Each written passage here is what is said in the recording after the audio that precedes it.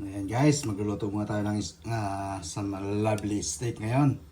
That's going with the pasta later. And also, meron tayo ditong side salmon.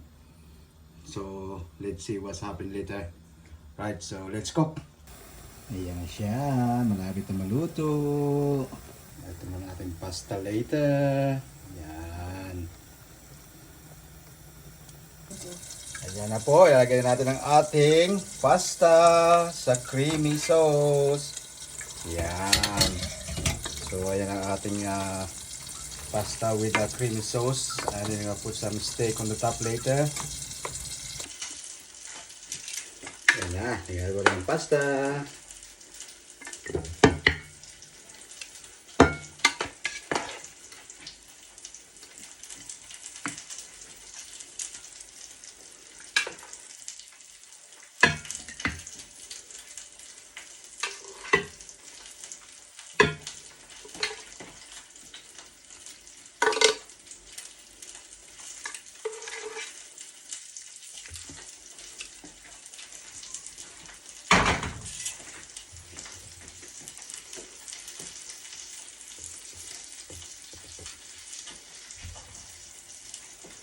Ito ating steak na niluto.